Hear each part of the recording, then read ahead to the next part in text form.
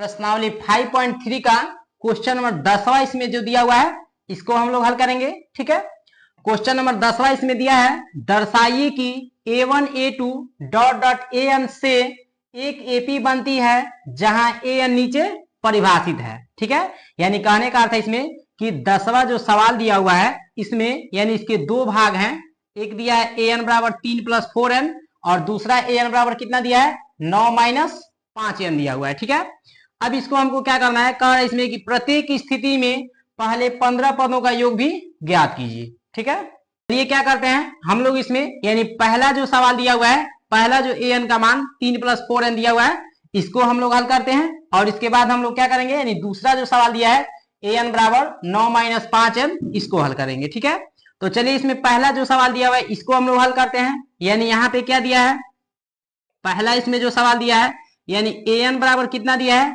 3 + 4n दिया हुआ है, इसको हमें जो सवाल दिया हुआ है इसको हम लोग पहले हल करेंगे। ठीक है, इसके लिए सबसे पहले हम लोग यहाँ पे हल लिखेंगे।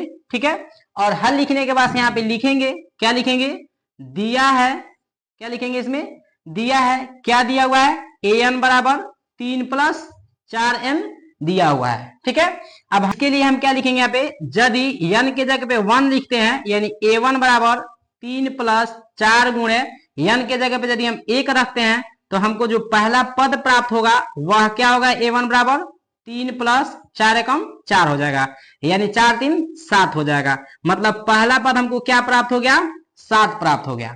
ठीक है, इसके बाद से हमारा पहला पद निकल गया यानी a1 निकल गया।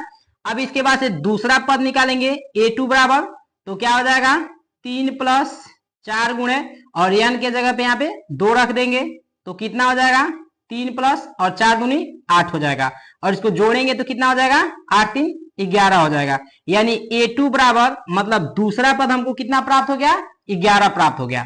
अब हमको तीसरा पद भी निकालना है a3 बराबर, तो क्या लिखेंगे 3 + 4 गुणे n के जगह पे यहाँ पे 3 रख देंगे तो कितना हो जाएगा 3 और 4 3 12, 12 3 कितना हो जाएगा 15 हो जाएगा।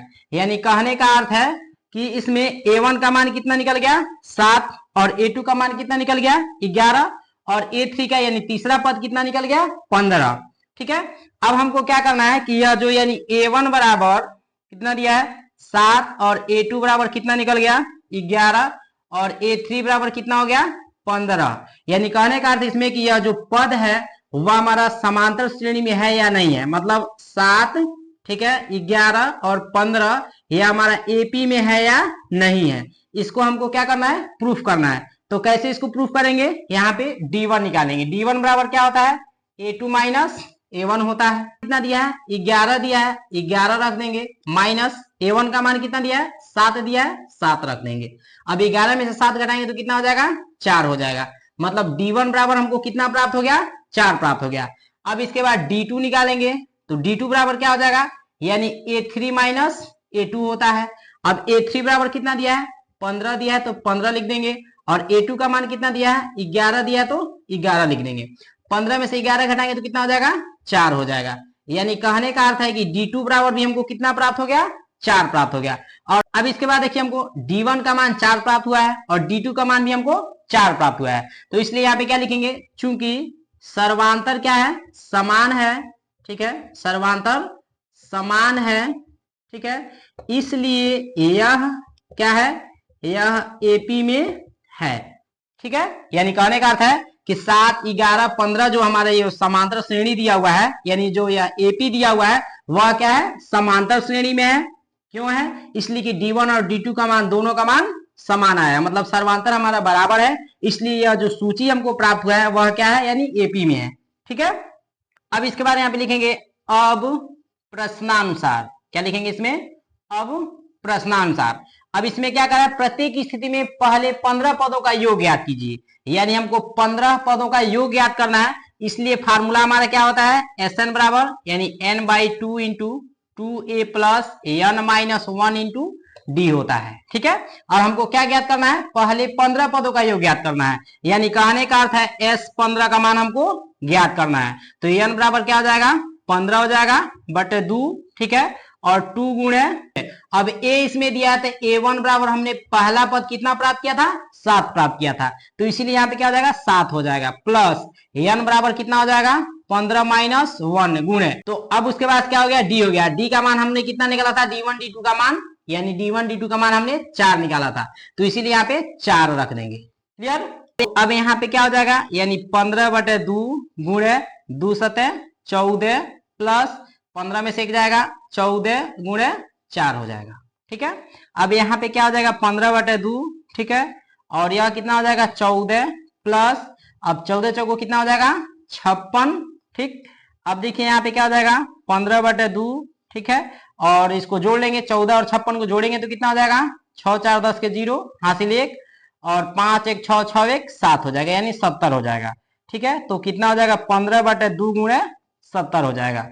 ठीक है, तो यहाँ पे कितना हो जाएगा, तो यहाँ पे कितना हो जाएगा, यानी S15 बराबर 15/2 गुणे 70 और 2 से 70 कितना बार में कटेगा 35 बार में कटेगा, तो कितना हो जाएगा यहाँ पे, यानी 15 गुणे 35 हो जाएगा, तो 15 गुणे कितना हो जाएगा 35 हो जाएगा, और 15 का जब 35 में गुणा करेंगे तो कितना हो जाएगा 525 हो जाएगा, यानी S15 बराबर हमको कितना प्राप्त हो गया 525 प्राप्त हो गया, और यही क्या हो जाएगा हमारा आंसर हो जाएगा। प्रश्नावली 5.3 का क्वेश्चन नंबर 10वें का दूसरा जो भाग दिया हुआ है इसको हम लोग हल करेंगे। ठीक है, तो सबसे पहले हम लोग यहाँ पे हल लिख देते हैं। ठीक है, और हल लिखने के बाद से इसमें क्या लिखेंगे, दिया है, क्या लिखेंगे इसमें दिया है, क्या क्या दिया हुआ है देखिए इसमें, यानी an बराबर कितना दिया है 9 माइनस 5n दिया हुआ है, लिख देंगे इसको। ठीक है, अब हमको क्या ज्ञात करना है इसमें, n लिखेंगे a1 बराबर, यानी n के जगह पर यदि हम 1 रखते हैं तो यहाँ पे क्या हो जाएगा 9 माइनस 5 गुणे, और n के जगह पे यहाँ पे कितना हो जाएगा 1 हो जाएगा। ठीक है, यानी हमको प्रथम पद पता चल जाएगा, पहला पद पता चल जाएगा a1 बराबर। ठीक है, तो कितना हो जाएगा 9 और माइनस 5 एकम 5 हो जाएगा। ठीक है, तो 9 में से 5 घटाएंगे तो कितना हो जाएगा 4 हो जाएगा, यानी a1 बराबर पहला हमको जो पद प्राप्त हुआ वह कितना हुआ 4 हो गया। अब इसके बाद से a2 बराबर मान प्राप्त करेंगे इसमें, यानी दूसरा पद, तो क्या हो जाएगा 9 माइनस 5 गुणे 2 लिख देंगे, इसलिए कि n के जगह पे क्या रखेंगे यहाँ पे 2 रख देंगे, दूसरा पद ज्ञात कर रहे हैं, तो क्या हो जाएगा a2 बराबर, यानी 9 माइनस 5 दूनी 10। ठीक है, और 9 में से 10 घटाएंगे तो कितना हो जाएगा माइनस का 1 हो जाएगा, यानी दूसरा पद हमको कितना प्राप्त हो गया -1 प्राप्त हो गया।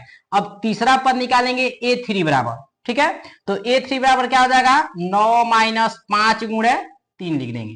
ठीक है, तो कितना हो जाएगा 9 हो जाएगा, और माइनस 5 के कितना हो जाएगा 15 हो जाएगा। ठीक है, अब 9 में से 15 घटाएंगे तो कितना हो जाएगा -6 हो जाएगा, यानी तीसरा पद a3 बराबर हमको कितना प्राप्त हो गया -6 प्राप्त हो गया, मतलब -6 प्राप्त हो गया। ठीक है, तो a3 बराबर हमको कितना प्राप्त हो गया -6 प्राप्त हो गया, यानी पहला पद कितना हो गया AP का। ठीक है, पहला पद 4 हो जाएगा, और दूसरा पद क्या हो जाएगा -1 हो जाएगा, और तीसरा पद क्या हो जाएगा -6 हो जाएगा। ठीक है, अब हमको क्या करना है कि इसको प्रूफ करना है कि ये हमारा समांतर श्रेणी में मतलब AP में है या नहीं है। ठीक है, तो इसके लिए हम क्या लिखेंगे D1 बराबर, फार्मूला क्या होता है A2 माइनस A1। अब A2 का मान कितना दिया है -1 है, -1 लिख देंगे। अब A1 का मान कितना दिया है, इसके पहले माइनस है, माइनस लिख देंगे, और A1 का मान 4 दिया है, 4 लिख देंगे। ठीक है, अब -1 और -4 जोड़ेंगे तो कितना हो जाएगा -5 हो जाएगा, यानी D1 बराबर हमको कितना प्राप्त हो गया -5 प्राप्त हो गया। अब इसके बाद D2 का मान निकालेंगे, तो D2 का मान निकालने के लिए फार्मूला क्या होता है A3 माइनस A2 होता है, और A3 का मान कितना दिया है -6 दिया है, -6 फिर माइनस है माइनस लिखेंगे, और A2 का मान कितना दिया हुआ है, यानी दूसरा पद -1 दिया है, -1 लिख लेंगे। यह कितना हो जाएगा -6, और माइनस का माइनस में गुणा करेंगे तो क्या हो जाएगा प्लस हो जाएगा, यानी यह प्लस का 1 हो जाएगा। अब देखिए 1 में से 6 को यदि घटाएंगे तो कितना हो जाएगा -5 हो जाएगा, यानी D2 बराबर हमको कितना प्राप्त हो गया -5 प्राप्त हो गया।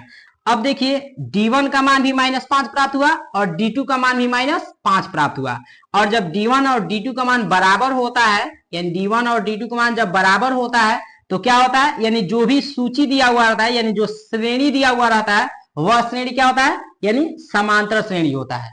वह जो मतलब कहने का अर्थ है कि D1 और D2 का मान यदि दोनों का बराबर आएगा तो जो भी हमको श्रेणी प्राप्त होगा वह श्रेणी किस में होगा हमारा एपी में होगा, मतलब समांतर श्रेणी में होगा। तो इससे हमको प्रूफ हो गया है कि D1 D2 का मान दोनों का बराबर है। तो यानी यह जो सूची दिया है, यह जो श्रेणी दिया हुआ है, वह किस में है? एपी में है। ठीक है, इसके बाद यहाँ पे लिखेंगे अब, ठीक है, अब प्रश्नानुसार। क्या लिखेंगे इसमें? अब प्रश्नानुसार। ठीक, क्या हमको याद करना है? 15 पदों का, ठीक है, 15 पदों का योगफल हमको क्या करना है?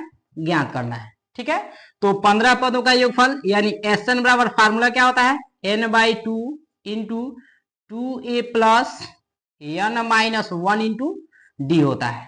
ठीक है, ठीक है, तो SN बराबर यहाँ पे क्या लिखेंगे? यानी S15 बराबर n के जगह पे क्या लिखेंगे? इसमें 15 लिख देंगे बटे 2, और यहाँ पे क्या हो जाएगा? 2 गुणे, अब a इसमें दिया है तो a बराबर हमने कितना मान प्राप्त किया था? यानी 4 मान प्राप्त किया था a बराबर, तो इसीलिए यहाँ पे 4 लिख देंगे प्लस, अब n दिया हुआ है तो n बराबर कितना हो जाएगा? 15 माइनस 1 गुणे, और D1 और D2 का मान हमने कितना प्राप्त किया था? माइनस का 5 प्राप्त किया था, तो इसीलिए क्या हो जाएगा हमारा? यानी D के जगह पे -5 रख देंगे। ठीक है, अब यहाँ पे कितना हो जाएगा? यानी 15 बटे 2, ठीक है, इंटू 2 चौको कितना हो जाएगा? 8 प्लस 15 में से 1 जाएगा 14 गुणे -5 हो जाएगा। ठीक है, अब देखो 15 बटे 2 हो जाएगा गुणे 8, और इसके बाद प्लस माइनस क्या हो जाएगा? माइनस हो जाएगा, और 14 पचे क्या हो जाएगा? 70 हो जाएगा। ठीक है, यहाँ पे क्या हो जाएगा? 15 बटे 2 गुणे, और 8 में से 70 घटाएंगे तो कितना हो जाएगा? -62 हो जाएगा। यहाँ पे क्या हो जाएगा? 15 बटे 2 गुणे -62 दिया हुआ है, 62 लिख देंगे, यानी 15 बटे 2 गुणे -62, और 2 से 62 कितना बार में कटेगा? यानी 31 बार में कट जाएगा। ठीक है, तो यहाँ पे क्या हो जाएगा? 15 गुणे -31 हो जाएगा। अब 15 का यदि हम -31 से गुणा करेंगे तो कितना हो जाएगा? -465 हो जाएगा, यानी S15 बराबर हमारा कितना आंसर आएगा? -465 आएगा, और यही क्या हो जाएगा? हमारा आंसर हो जाएगा।